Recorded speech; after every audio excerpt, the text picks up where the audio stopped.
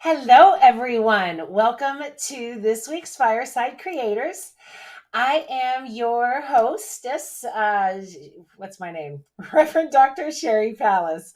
This week's show is on the Netflix series Midnight Mass. If you've seen it, then you probably know why I'm having a show on it because it was kind of messed up. If you are watching on YouTube, please hit and like that, subscribe. If you're watching on Facebook, register with StreamYard so we can see your name when you comment or have a question. Please keep all comments and questions related to the show topic. And remember, this is a safe space. I want to thank our sponsors. We have Ruth, Amanda, Michelle, Kirsten, Tim, and Heidi. You guys rock and enable the show to go on. I really appreciate you, and a shout out to all of you. If you would like to support the show, I have a cafe press. I've got my website. I've got all kinds of different things, that different options for you to actually support me. But just being here supports me. So I appreciate you being here, and shout out to everybody's there. So let's meet our panel. Our first guest is Miguel Covarrubias. I should have asked you how to pronounce your last name, Miguel. Is a veteran youth minister turned podcaster filmmaker with an insurance habit.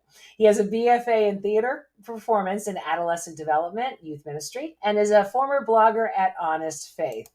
Welcome, Miguel. How are you? Hi, I'm doing well. Thank you. Thank you It's so much for being here. Covarrubias, by the way. Say it again. It's Covarrubias. I should have asked. I apologize. It's all right. I knew I had to ask something. You heard me say I knew I have to ask something. Yeah. Sorry. Our It's next okay. guest is... Where's my things? To Francis. He is a tenured professor, scholar, public speaker, active musician, and family man. His research interests focus on teacher certification, education program development, and building partnerships with in-service teachers. His speaking and musical efforts focus on helping churches and other organizations raise money for philanthropic causes. Welcome, Tooth. How are you? I'm good. Thank you. Welcome. Thank you so much for being here. Yeah, I love this show. I can't wait to talk about it. Yay! And we also have Tim. Tim, you all know Tim if you've been following the show. He earned his divinity degree and served in the Presbyterian ministry for over 20 years. He retired in 2001.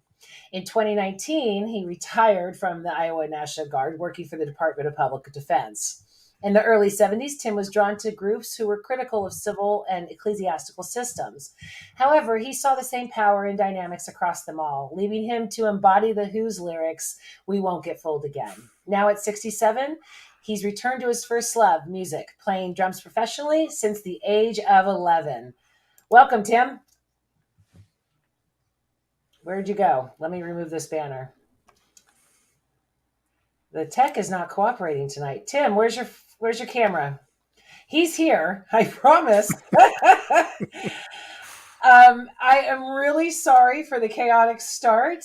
Tim, go ahead and reboot. If you can hear me, I think you're locked up. But I am in complete chaos right now, and I'm sorry it's coming across the show. This is going to be the last show for the next 2 weeks because I am moving, and I'm doing this huge move, and there's complete chaos around me, so I apologize to begin with for being a little bit flustered. So let's just start out with a bang. Let's talk about this fucked up show. I heard all across the forums about, oh, you got to see this show. I didn't know what to expect. I knew it because it was coming from the deconstruction groups, that it had something to do with that. Hi, Tim. There's Tim. Something went wrong somewhere. It's your outfit. It's dooming it. That's what's going on. I'm still freezing up. I don't know if it's my screen or what. Hello, Michelle, Anna, David, and Ginny. Hi. Maybe I should take the down. I didn't know what to expect with this show. Again, I thought it was like a deconstruction thing and critical of religion. And then all of a sudden, in like, what was it, episode 5, they start killing and eating each other. I was laying back on my couch, and then all of a sudden, I'm like, what is going on? And I had caught a few things, like when the main character, again, I have my cheat sheet here, Riley, when he shows up and says that he deconstructed and said that he had gone through everything, including Jainism. And Okay, here we go. There we go. See, it's not just me. It's what's going on. So when he had said that he went, and studied Still them all and freezing then up. left, I felt that. I definitely felt that. And that actually made me come on and start listening more and listening. I never have these problems. All of that. Tim, we can hear you. He's haunted. He shouldn't have worn that outfit. Miguel, tell me what struck you. Let's start with you. What do you think? Miguel or me? Yes, Miguel. Okay. Oh, okay. Well, for me, I love Mike Flanagan. His work, The Haunting of Hill House, just really turned me on to his work. And he's very much like me.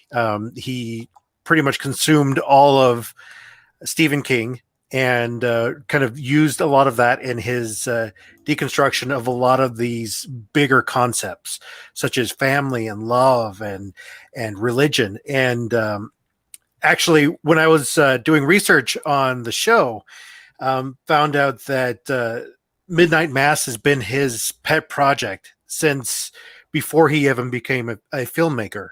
That it was something that he was struggling with since he was an altar boy himself, way back when, in Salem, Massachusetts, where he lived, and then also in the islands of New York.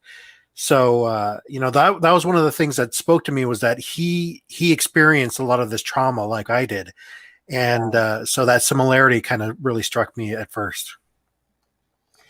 Yeah, like I said, I didn't know what to expect. I did vampires nowhere in the perception whatsoever. So it was shocking. And then all of a sudden I'm like, hold the phones, and I'm Googling it, going, okay, what's going on here now? But there was so much even before then. Welcome back, Tim. Can you hear me? Ah, hell. Tiff, talk to me about the show. Yeah. So here's the funny thing is my wife and I, we'll get a show. We watch a show. It's like one of the ways our relationship works now. It's so much better is because we have a show. We have this thing. And we saw Midnight Mass. I'm like, I don't know what it is. Just put it on. And the funny thing is I'm a huge vampire fan, like Buffy the Vampire Slayer. The first movie that ever terrified me was Salem's Lot in 1977. Yeah. So I had no idea this was about vampires. So when it started to we're watching the first couple episodes, I'm like, there's all these strands. I don't know who that old man on the beach is. And then all of a sudden when it came together, I was just like, okay, this is for me. And my favorite part was that it not only was a vampire show, which is my favorite thing in the world, but also it had these really intense strands running through it. And they were separate, but dealing with a lot of different, these big human conflicts. And I just was baffled by how smart it was at the same time of being a vampire show. So that was my thing. It's still hanging on. Yeah, I've kind of toyed with going back and watching it again, to try and look at all of those things, possibly after the move, because it was intense. There were a lot of these things that if I got sidetracked or something happened, I was like, whoa, that brought me back because something was being said. Yeah. What did you think of the angel? I love the design. It was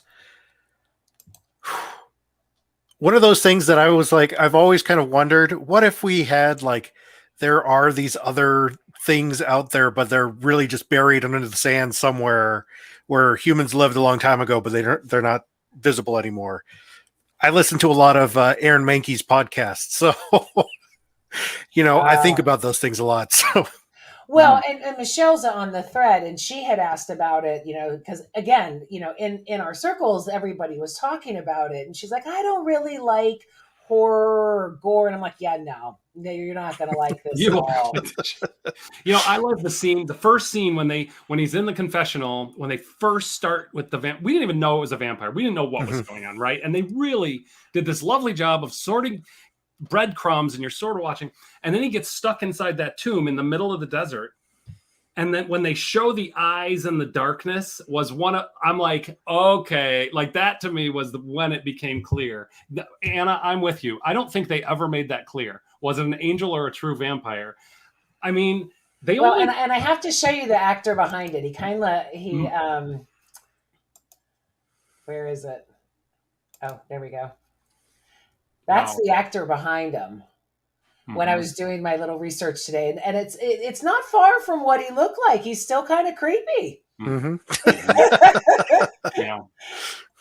It was truly one of the most, I think a lot of horror movies are dumb. They're just dumb. They're not scary. They just, slasher stuff. There's nothing smart about them. This one was truly scary and truly smart and deep. So that's why I just couldn't believe how they did that, how they weaved it all together in such an exciting and terrifying way. I like American Horror Story. I haven't watched it. Is it worth it? The first few seasons are. I haven't seen the last few seasons because it did get kind of wacky on me. So I like it, the little bit of suspense and the twist of horror. Not usually a horror fan. I remember years ago watching Pet Sematary because I was like, how scary can this be? By myself on a Friday night, I was terrified. How scary. Yeah, I was. So at that point, I was like, no, I don't like these. But with something like this, like you said, that's smart. That's how American Horror Story is. It's a very smart line. It's, it keeps you thinking there's different things jumping back and forth. So I think that's why I liked it so much, because I'm not into vampires. I'm not into, the gore and all of that type of thing. But man, I was glued to this. Yeah. Well, that's Mike Flanagan's work. It's very layered. And as in my screenwriting now, one of the biggest things is talking about how to make a compelling story, you have to tell from your own wounds. You have to write from your own wounds. And this is something that, I talked about in my own podcast about it, was that these definitely are his own wounds. He talks about his alcoholism in a couple of the interviews, especially in the Entertainment Weekly article that it was done on him, and on Midnight Mass. He talks about how he struggled with alcoholism and how that this really came about to show, like, Riley right from the start. And that's what he actually says in there too, is that Riley is his avatar. And that it's really compelling because of that. It's his wound. You can tell that Mike Flanagan really struggled with a lot of the stuff, and I don't think even he could tell you if it was an angel or a vampire for real. He said in that same article that each of the characters really held a different part of himself, and it was really just him arguing with himself about religion and about forgiveness and about love throughout the entire thing. Interesting. Hi, Tim. I am back. Thank you. I had to cast out a few demons. Few vampires getting in your way. It's just business as usual. I'm sorry. Say again. Tell me your thoughts. What since we have you now? Oh my! I mean, I guess, and of course, please forgive me if during this interim time the things have already been said. I think one of the important things, I want to bring a quote up real quick of Flanagan, and he said in an interview that we were very careful to make sure that this show has an open invitation to people of any belief system. And its core values, in a sense, are very Christian: empathy, kindness, concern for your fellow man. It celebrates our capacity for belief and our capacity for faith. So it wasn't necessarily an anti-religious film. It was a cautionary tale in regards to the demons that exist among us, of which all of us, to some degree, to some degree, have participated. And if we think that we're standing outside of that, we're already in trouble. Let me just make one point here. In my seminary training, I really went through all the hoops in regards to hermeneutics. And one of the key things I remember that in the first semester, the professor said that you have to put your face or yourself in the text, in every person. In other words, if Jesus is addressing the Pharisees, the most dangerous thing you can do is not put your face in the system of the Pharisees, because you'll turn out being a Pharisee. And I thought Flanagan did an excellent job of navigating a hermeneutic that wasn't, because I went into this thing as a skeptic. I think they're going to really do some weird things when they start interpreting Christianity. He did a good job on how some apply a hermeneutic principle that is really screwed up. And I'm real familiar with that. He did a classic job. And I think it was necessary. It wasn't an anti-Catholic statement, because it wouldn't have worked if it was your large evangelical big church draw. It wouldn't have worked. It was small town,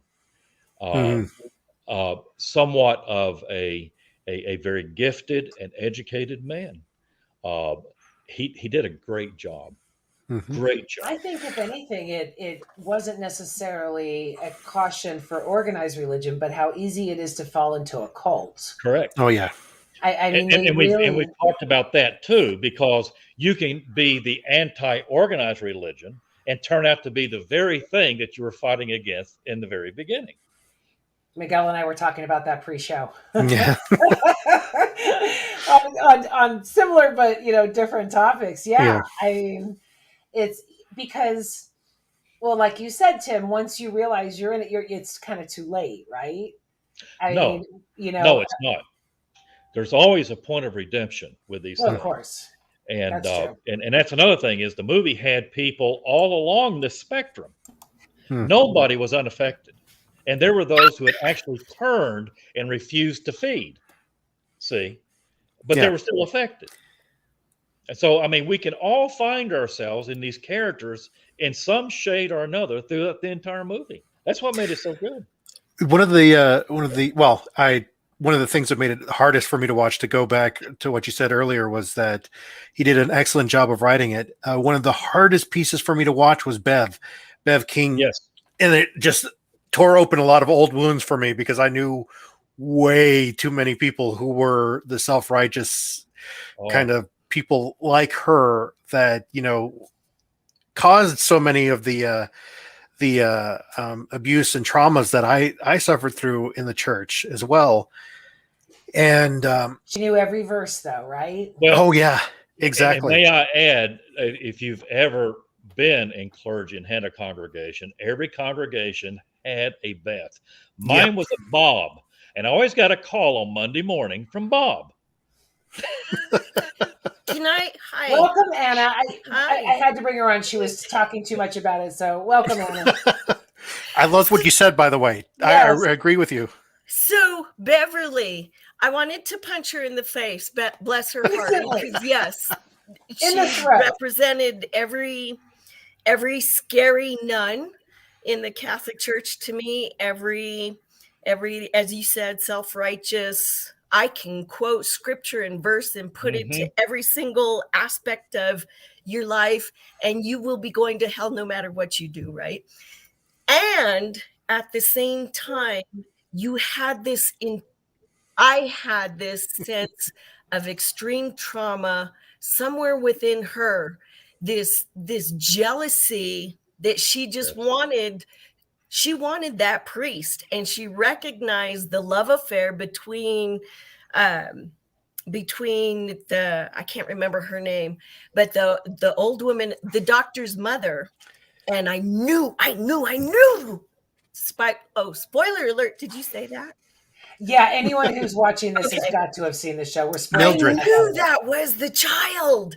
And it was she got crazier once she recognized the mom was young and beautiful, and now they were rekindling. And Boom. Bev is a narcissist. I mean, I really think that we should change all of the Karens to Bev.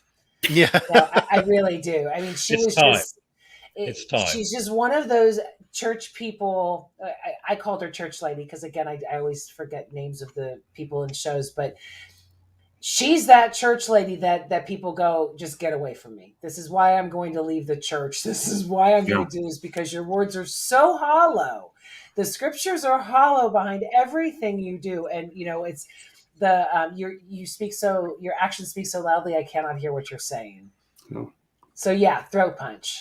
We need to go back to Saturday Night Live with the church lady. Mm-hmm. Saturday Night Live was nicer than her. Carducci. There was an old meme that was this woman named Beverly posting something about a house fire. Like her sister-in-law had a house fire, and the only thing that didn't burn up in the house fire was the Bible. Yeah. And somebody had commented underneath that saying, "But people died, Bev." And so I'm thinking, I'm wondering if Mike Flanagan saw that meme and decided to name that character Beverly and Bev. That's a really good observation. I think, to me, I agree with you, Tim, that they didn't attack organized religion. That was implied, or there were some pieces, but they did attack theological things that the author appreciated, which needed to be attacked. It did. Which needed a frontal attack. Yes. Yeah. Like, I'll think about what one of the things that Riley Finn said. So one of my favorite scenes is where it's just the two of them and they're in AA meeting, but it's just them. That monologue that Riley Finn says is so beautiful. When he basically, I'll just read this one part that I think is so powerful. So he says, "No, thank you. The worst part is that it lets the rest of us off the hook. We can all just stand by." And so he talks about all the people in their town. Like there's a plan, like something good's going to come out of it. Nothing good came out of my drinking. Nothing good came out of killing that poor little girl. Not a single thing comes out of Lisa never being able to walk again. And then he says, and the only fucking thing that lets people stand by watching all this suffering, doing fucking nothing, is the idea that suffering can be a gift from God. What a monstrous idea, Father. I was like, he is really hitting on this, what Christianity, maybe just Christianity, I don't know enough to know of others, but I was a Christian for 20 years. It can really make us completely lazy, make us not have any sense of justice, because we can just leave it into the kingdom of heaven and we can watch people suffer. I thought that was such a powerful attack. It can lead us into so much shame and guilt that we leverage every single pain and suffering that we have at the hands of other people as, oh my God, I deserved this. I deserved this, and this is my penance for pick a thing, breathing the wrong way. And you never get out of it. It's like AA, if you don't constantly work to be better, you're still an alcoholic, regardless. You are an alcoholic. And that's very much what it felt like growing up in the Roman Catholic Church. As you said, Tuff, there was never getting out of it. You're a sinner, you'll always be a sinner, you never be anything more than a sinner. Boom. Why try at some point? That's where the theology of self-flagellation becomes salvation and goodness. Yes. Think of the implications of that.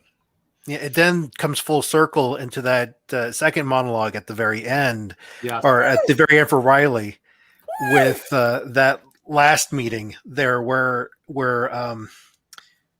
gets to call him Father Paul, even though he's the Monsignor, but Father Paul, where he's having that conversation, he's completely glossing over him killing Joe,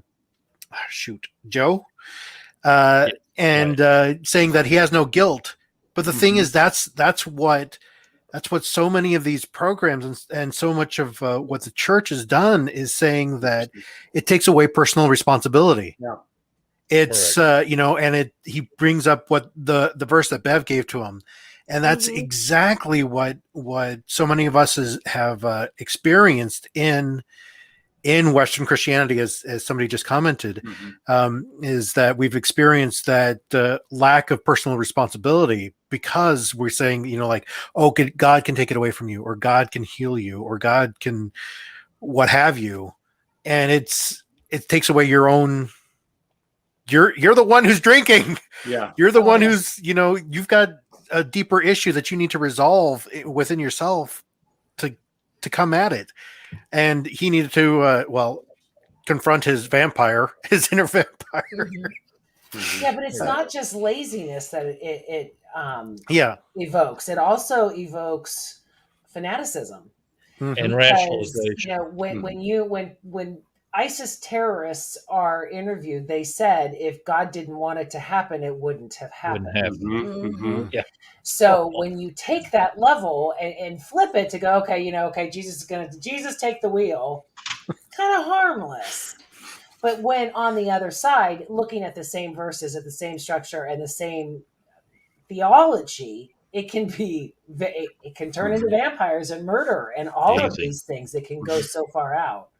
Or just stand by and watch really horrible things happen that we could have impact over. Yeah. Because we just think this, I'm a strong believer in God, but I don't think God works like that. Like we have no responsibility in this. We can just live our lives and God will take care of the people who need help. And it excuses so much as well. My deconstruction nixed that. It's gone. It's the onus is on us. That's that's where it goes, and that's one of the things I appreciated. But to see people stand by to help, to cut the cell towers, I just saw Jim Jones all over it. The people shooting down the planes, all of these things that happened. Putting the poison in the Kool-Aid.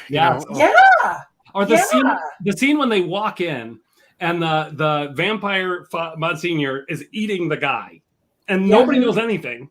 And they just look at him and Bev says, well, clean it up. They're like, okay, I guess we're cleaning it up. I think that was a message they gave us. What the actual fuck? Yeah. What a message they gave us in Riley. What a message! What both a Christ-like message of yes, I took this aspect was thrust upon me, right, and I recognize it, and this is what I'm doing, and I need to show you. These aren't his words, you know that. I need to show you how this is taken care of, and in order to do that, I have to sacrifice myself.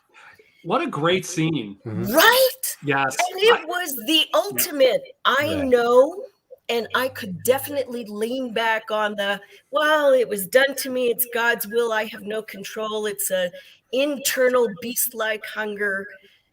He said, no, I am changing the narrative. I am controlling this destiny because it is good. And it's goodly and godly. Yeah. And you take this and go help others. Yeah. And I was like, oh my God, vampire Jesus Christ. What? I tell you, the director did an amazing job on that scene where I thought he was going to eat her. Right. And then I thought, like, what is happening? What is happening? And I couldn't, it was so smart the way that they worked that out. I cried. And I never cry at vampires burning. And then the whole ashes to ashes, dust to dust. Holy crap! Boom! Right there. Yeah. Well, that's one of the wonderful things that, like I was just saying with the screenwriting, is that screenwriting you can't make it one-sided. It has to be balanced.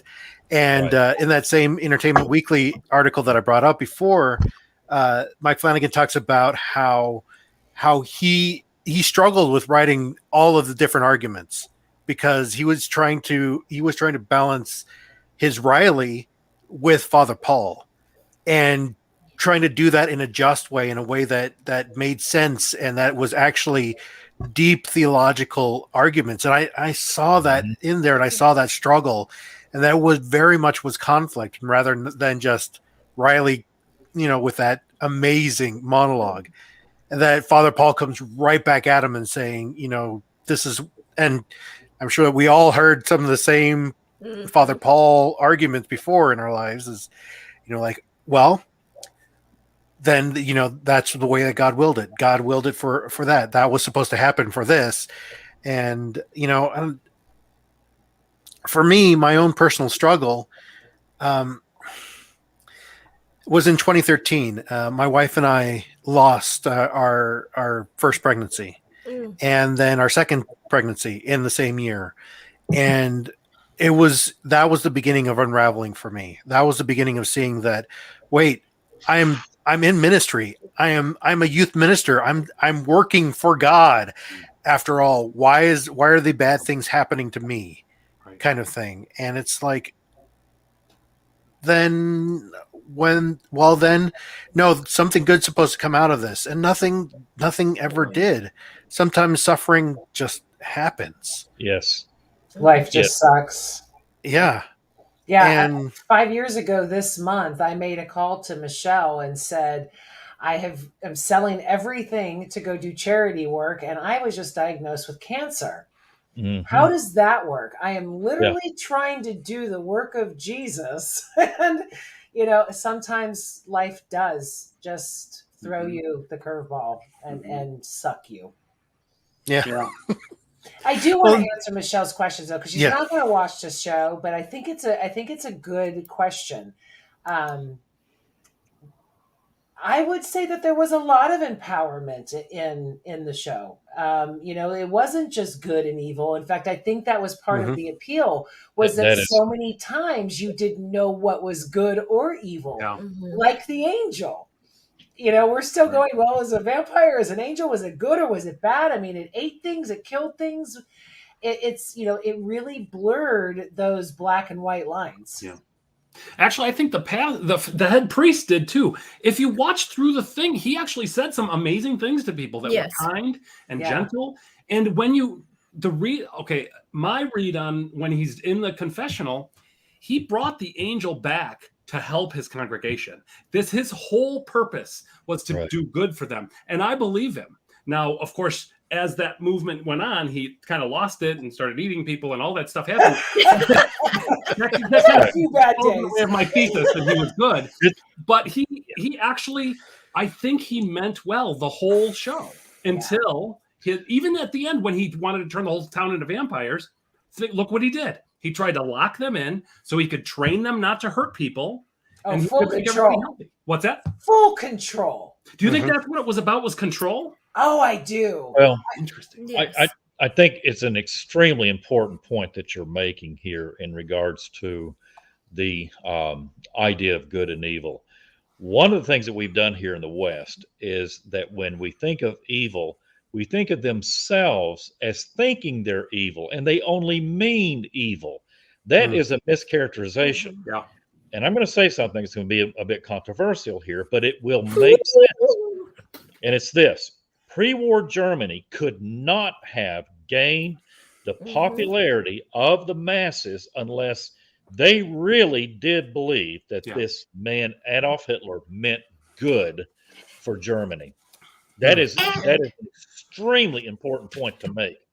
If we look at what all happened with everybody, even Beverly and Father Paul, Monsignor, it was, regardless how they spun it or how they talked themselves into it, it was a personal agenda.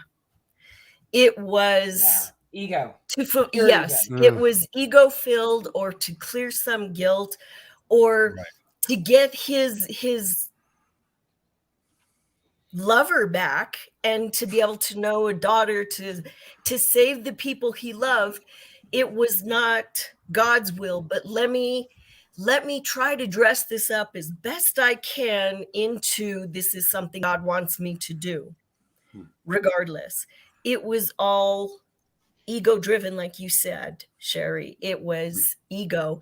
And I think that's where Riley pointed out, no, ego can drive evil, and ego can also drive good. Yeah. It's how it's wielded. So here's my question. Can those vampires be good? Yes, I think they can, because he said if we can control this urge, we can actually not kill and Correct. live and exist. So I do. And this is another important point. I mean, again, Really? Really? Well, I mean, they have to kill to become vampires. That first time. Well, no, do they? No, they don't. Do they? Well, They had besides to that. be killed. They had to be Yeah, killed die. and then drink Yeah. something. Yeah. They didn't actually have to kill anyone. That's correct. Oh, That's an important point. right. Okay. They have to kill somebody to stay. They have to drink, or they have to drink the blood of a dying person to live forever, right? Otherwise, they were just like, They had to drink a vampire's blood. yes. Yeah. Drink the blood of the They were vampire. all Animals. drinking the vampire's blood in the congregation, healing, getting better. But it was when they took the bite, when they took the human bite, when they actually bit, then it was like, boom, They you're were crazy done. now. Well, yeah, it was. They had to die before they actually became Yes. Yep. Yes. fully yes, vampire, because you had. Yeah, and then the whole born again reference. Yeah. That was- I didn't think about that. Yes. I didn't- Yes. Resurrected. That's what they kept calling Yeah. it. Resurrected. By the way, I'm not sure who asked this question that's up on the screen right now, but if you can take gore, definitely. It's great. It was a phenomenal It's great. series. Enough for me to dedicate an entire show to doing it, because again, because I was like, wow, there was so much to unpack here. Yes. There was a lot. Can I also point out the sheriff and his monologue on Thank being a Muslim, Yes. and I wanted to how, talk about him too, so I'm glad you brought him up. how that influenced where he came from, how he got there, and how he was still trapped in everything.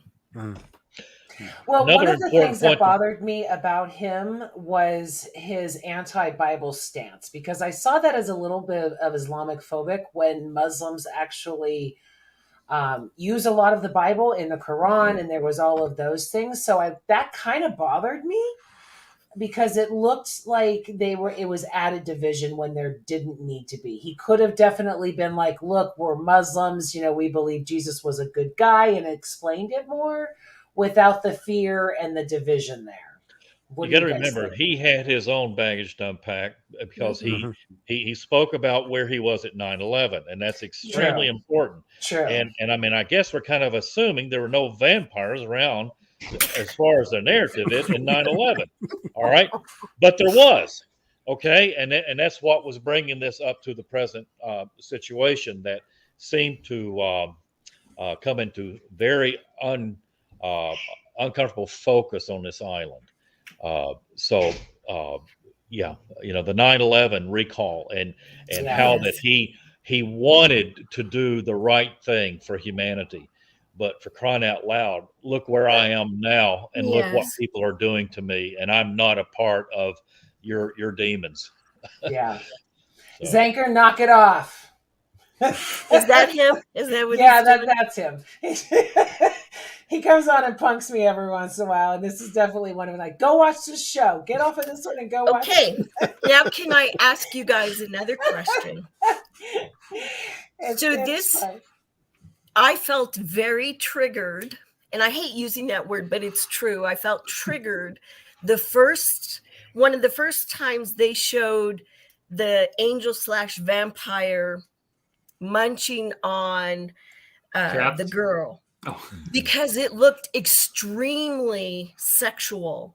Yes. And unwanted and forced, and it brought up all kinds of creepy, icky things. How do you feel that sexual abuse or sexual tension being forced into something you don't want coincided with the whole religious thing? Well, I think that Mike Flanagan and Michael Fim O'Garney, which is the cinematographer for the show, I think they planned it that way. I think it's very much because it goes hand in hand, It's very much. And what's funny is that Kate Siegel is Mike Flanagan's wife, who really? plays Aaron Green. Mm. So she often appears in a lot of his work, and so I think Aaron in that moment, and that's especially because of what happened to her and the abuse that she suffered, and then the abuse from her husband. And I think that brought it full circle for her, and that she realized for herself what it meant. And that brings up another one of the great other pieces of the show was, what do you think that happens when you die? And that whole scene that broke me. I have to say, I have the monologue right here. I was just about to read it. It's so beautiful. Read it, Tiff. Read it. Please read it. Oh, okay. All right. I'm not going to read the whole thing because it's kind of long, but I'm going to read some snippets. The beginning where she says, yeah, what the fuck happens? So what do you think happens when we die? Speaking for myself? And she says, myself. That's the problem. That's the whole problem with the whole thing. The word self. That's not the word. That's not right. That isn't. How did I forget that? When did I forget that? Talks about death for a little while. Then she gets back. She goes, I remember I am energy, not memory, not self. My name, my personality, my choices all came after me. I was before them, and I will be after. And everything else is pictures picked up along the way. Fleeting little dreamlets printed on the tissue of my dying brain. And I am the lightning that jumps between. I am the energy firing the neurons, and I am returning just by remembering. I'm returning home. So beautiful. She talks about herself being an atom, a part of the universe. And all of this stuff that she did on Earth, it's just sort of washed away, and she becomes back part. I just thought that was such a beautiful explanation and a peaceful explanation of death and of what happens. So how do you think that coordinates with the resurrected Christ? Well, and I just want to bring it because this also coordinates with the Haunting of Hill House, because that last monologue by Nell in that show, she's talking about how their lives were, like all the good moments. There were bad moments, but there were also good moments, and there was so much confetti. And as she brings up, and he has this very poetic way of ending his work. And I loved that because I loved that scene where before that it called back to that, where they were talking about she just had that miscarriage because of the vampire does not let you be pregnant for some reason. But that they were having that conversation, and that was the struggle that I had so much in 2013, was sitting there and thinking, okay, this life, this zygote, this embryo that we lost, I wish that I believe that it was just like this thing that just came to sleep, and that's all it had to do was just sleep. But then there's also that part of me that's like, no, it was just an embryo. That was, this makes it easier for me. We didn't name it. We didn't have to name it. We didn't, it wasn't personal, but it was still personal. And I've been struggling with that so much since letting go of my faith. I'm no longer a Christian. I'm coming out as agnostic, but that I don't believe in an afterlife anymore. And I very much believe, like Riley does, that, that I will rejoin, my atoms will rejoin the universe afterwards. And as Michelle said earlier in the chat, that she wants to become a tree fertilizer. That's what I want to do. I want to be buried naturally in a shroud. I want my atoms to be returned to the earth, returned to a tree, because I like trees. So I want to be a reef. I'm sorry, I want to be a reef, an ocean reef. Oh, that's a good one. Yeah, grow and life and stuff like that. What do you think? And Zenker, I was only teasing you. I think I silenced him, which is like a first. That's never happened. When she was cutting the wings of the angel, I felt so empowered and like, yeah. And then I read some follow-up, and they said that the reason why you didn't know what happened to the angels because this never truly dies. Correct. These cults, Correct. all of those things continue on, but maybe in a different form. Mm-hmm. That's right. I was wondering what they were doing. Like, is there going to be a second one? Which they could not recreate this. Like, it was so good. So what did they say it meant when he just flew away? We don't know what happened to him. It just Let me get a quote here. Yeah, please do. If I may. Let me try to find it. Just give me a second here. Flanagan writes, the angel doesn't represent vampirism or horror, but corruption in any belief system. It represents fundamentalism and fanaticism. That's never going to go away. You might chase it away from your community for a minute. You might send it off to the sunrise and hope that corrupting ideology will disappear, but it won't. And the show could never show the angel die for that reason. Mm-hmm. End quote. Interesting. Now, that ties into the theme that we had in regards to the satanic panic that seems to cycle in each generation. And let me tie into, if I may, because I don't think, well, pardon me if I don't think it was, but I don't think Anna's statement was really answered adequately in regards to the sexuality of the angel. Right. Yeah. If you saw, and yes, I think it was by design. It was it was like he was copulating. I mean, it was very clear. There was the grunting and all these sort of things, and she was being raped, and all the while she was cutting his wings up. All right. When you look at the word evangel, in the middle of that is the word angel. It comes from anglios, or to announce, in regards to the gospel. And again, part of the hermeneutics, when it goes in Revelation, when to the angel at Smyrna, to the angel at Thyatira, there are a lot of the theologians that believe that was actually written to the pastors of that church. And how today, as we're progressing, we're seeing the uncovering sexuality of the clergy so deeply involved. In the last 10 years or so, it's been the Roman Catholic Church. Take a look at the Southern Baptist Church. Just this last week, finally, they got one of the chief movers and shakers, and that is only the tip of the iceberg. So I think that message was in there in regards to the angel. Somebody put this into a seminarian class. Somebody, please, please. I want to see this I taught. absolutely believe it should be required. Watching and deconstructed. I mean, this and there was something else that we had to talk about that I'm just like, this. I really wish this would go into every seminary. But I can't. I'll think about it later, probably like 4 hours from now, as I'm trying to go to bed. That's okay. You can comment again. So, Tuff, you said you didn't think there was going to be another one. Yeah, Toof. And Toof. Yeah. Toof. I'm sorry. It's Lebanese. No, that's all right. It's Lebanese. At the end, you have the two survivors. You have the boy and the girl survivors. Okay. Which to me was kind of signified both a Noah's Ark, both Adam and Eve, both, right? And as Tim said, you had the unanswered question of, did the evil, the angel, the vampire, the thing, did that survive?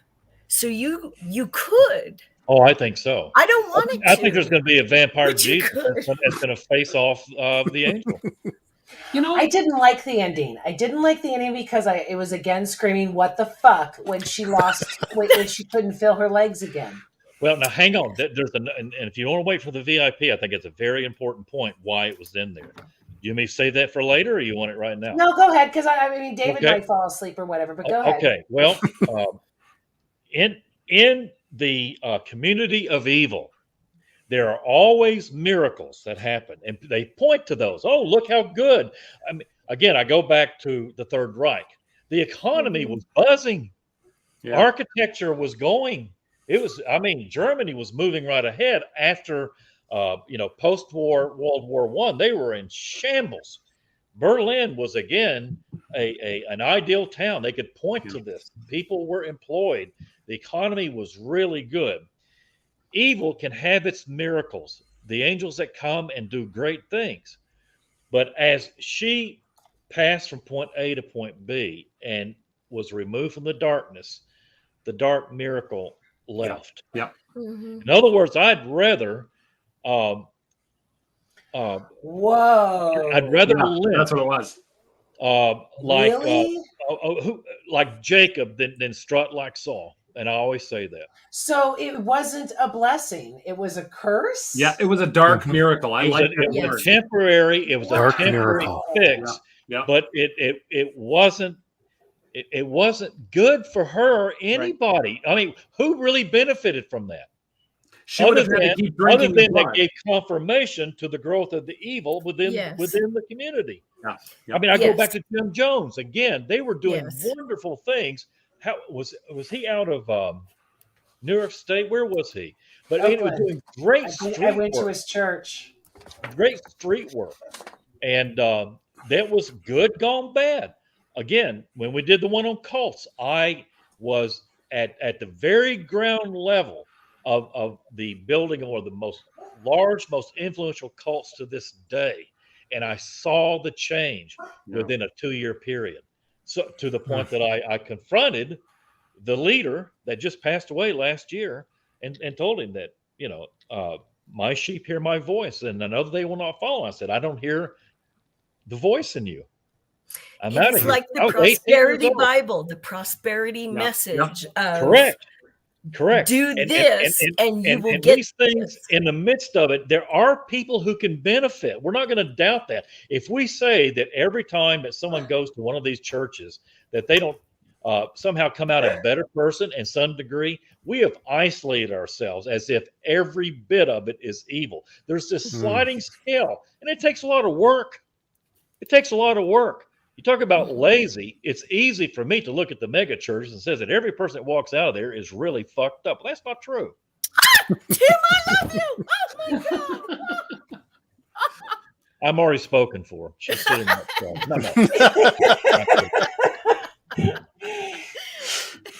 Okay, so I am not one that ever catches bloopers or anything like that. But I caught one in this show, and it was in the last episode where they did a really good job of keeping everything on, but there were cars in the background. The only scene, and it was a really long scene. So again, it was night, people were going, and there were cars in the background, and I can't think that was such a blatant screw up. And did you guys catch that at all? There's like 4 cars in the back, nothing in a previous 6 episodes. And then all of a sudden, when everybody's eating and killing each other and there's no power anymore, there were 4 cars there. Well, but it may not have been a blooper. There could be a slaughter going on and somebody's going to the convenience store because they need some potato chips. There were no cars on the island. No, seriously, we've got to look at evil that way. There's no cars on the island? I'm not saying that there was a quick trip there on the island, but somebody might have been driving down the road and hadn't been bitten yet. And what the hell's going on? What's all that noise over there? We've got to humanize this stuff. So anyway, but anyway, it is funny. The thing I liked about the ending, there was a mysteriousness to it. Just this sort of like unsettling. I mean, the evil's gone, but then we don't know if it's gone. Everybody's dead except these 2 people. I think that was a resolution enough to where all of us, it doesn't have that nice package like most American films where it's just like, oh, good, everything's resolved, because it's not, because everyone's dead. And the sun rises, everything's fine. Yeah. Right. But it wasn't, because we don't know what happened to the evil thing and everyone else is dead. But I think that was a really intentional sort of leave you. And I don't think there's a plan for a second one. I think he wanted it to stop like that and leave us all sort of I do too. I was joking, I mean, it would be funny if it was a spoof of Vampire Jesus. It'd be great. When Riley takes Aaron out in the boat for the sunrise. Yes. Oh, dear Lord. That's very moving. Very moving. I mean, I couldn't see that any way else but pure love. Yeah. Is that twisted? No. Do you? There's a scene of another movie that came out years ago that was very similar to that. Does anybody know which one I'm talking about? Did you see 30 Days of Night? No. Yeah. I'll leave it there. It's very, very similar. It very much was love. And I would agree with you on that. And I think it's more because he told her about, and he told Riley told Aaron about the dream and about how it was an end for him. He knew that there was no way forward after that, Right. and he was foreshadowing his own death. And before he even knew it, he's saying, but this time it was different when I had it. You were there. And and that he was happy that she was there. And it was that basically saying that you were the way forward for him, that he was finally able to forgive himself because of Aaron, because Aaron saw in him who he used to be. And that was before the accident, that was before the alcoholism and everything else. And that was being able to forgive who he was. And he was actually able to take her out of the boat and to show her, hey, I'm able to let go of this now. Mm-hmm. Thank you for being there. Thank you for helping me let go of it. And the cinematography of her reaction was just awesome. Right. It was so real and so guttural. And I mean, exactly how someone would respond, right? To this going on. Oh my God, this is not what I thought. Yeah.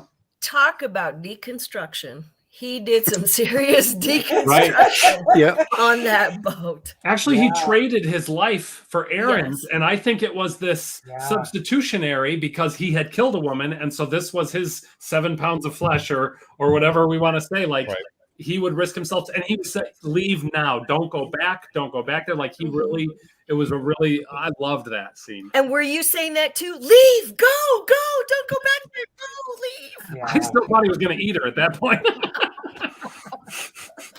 Yeah, and so did I. I was like, oh my God, he's going to say, come with me, be with me, let's live forever, and then all of a sudden the sun rises and it's like, holy shit. We have some Facebook users who have not seen it yet. Yeah, I see that. They're ruining everything. I know. You know what? I didn't even give them a week because, again, things are crazy around here. But go watch this show. Go watch this show. It's the best thing I've seen in a long time. I agree. Yes. I would like to point out Riley's mother's self-sacrifice so that the kids could get away. Yeah, totally. Yeah. There was a lot of that at the end. Was it a way for her to be with her husband for good? Up until they just burned up, but I think both. Yeah. And I didn't notice. I had to rewatch that last one where the sheriff, he did too, with his son. And I didn't want that to happen. What, he sacrificed himself for his son? Sorry there. Sorry, face. Oh, he's gone. Okay. Yes, he did. He burnt up too. But I don't know if it was his son that bit him or somebody else. Because they both were praying, and then that's right. Yep. The sun came up, and he just fell over though. He had been shot. Yeah. Now I'm gonna have to watch that again. I know. I gotta watch the whole thing again now. I do too. I really do, and I don't watch shows twice or movies twice. And this is one that I definitely want to watch. There you go. Yeah. Good. Zanker is no longer going to heckle us, so that's good. But we are at the top of the hour and need to move over to the VIP to get into deeper discussion and bring a whole bunch of other people on. What a great panel. Again, this show flew. I can't even believe it's an hour already, and we still have more to discuss. We'll start with you, Miguel. Any final words, and where can people find you? Yeah. Catch the show. It's a great show for a lot of what I do. I pull apart pieces of pop culture in my podcast, Patron Saints of Pop Culture. That's where you can find me. So if you want to pick stuff apart, pop culture like this, you can listen to my show. Well, thank you so much for coming on tonight. Toof, Yeah. final words. Yeah, well, I'm Toof Francis. I'm for now, just find me on Facebook. I have a blog just about to start, and I have a website, but it's not very good yet. I'm working on it. But I would love to hear from you and love to be friends on Facebook, and we can talk about this stuff. So, and I can help you with that website too. Hey, let's talk. Anna, thanks so much for popping in. My favorite little co-host. Tell me give me some final words on this. It was very much an internal dig into my own Roman Catholic background. It articulated in visual images all the questions I had but was afraid to ask back then, and now just wanted to flip everything off. And it showed the nuances of different characters in each one, to include the priest and the shame that he felt at loving and having a child out of wedlock, and how that impacted him and how it impacted the woman that he loved. And as much, like I said, as much as I just wanted to beat the shit out of Beverly, I recognized a very sad vulnerability that gave me space somewhere down the line to sit and talk to those religious extremists and dig. Why are you drinking the Kool-Aid? And why do you want this so much that you're willing to hurt everybody else? Oh, thank you for letting me break in. This was so much fun. Yes. I want to, in the VIP, I want to get into Father Paul and the lover and all of that. That was really interesting too. Tim, give me some final thoughts. Thanks so much for joining us. Well, I put on there, you can find me if you want to put it up on the screen. I put it in the messages there. Tim Hammett, Facebook, different drummer. It's a double entendre there. I am literally a drummer, professional drummer, but I'm also a different drummer that goes and marches to the beat of a different drum. I still think it's extremely important. Self-examination is extremely important. Organized religion really doesn't want you to be left with your thoughts. No. And I think that this movie, as well as I am still, when I say a practicing Christian, I haven't darkened the doors of a church building in probably almost a decade now, but I still go to church.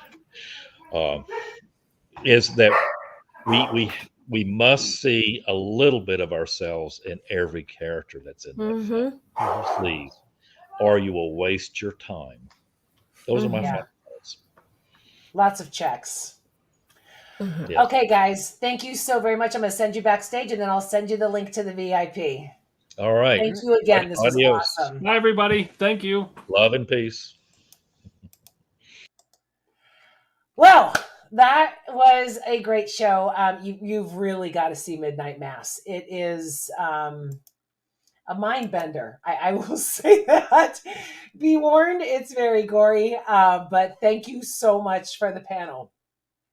As I have alluded to during the show, I am doing a big move. I'm moving across the country in like 9 days. So I'm taking next week and the following week off, and we'll resume the second week of November. Find a good topic, good show. Once again, if you are on YouTube, hit that like and subscribe. And thank you all so much for watching and participating, even you, Mike Zenker. We're headed to the VP to finalize this conversation. Become a member, and you can head over there and chat too. It's only like $3 a month. Thanks again. And I will see you soon. Walk in love.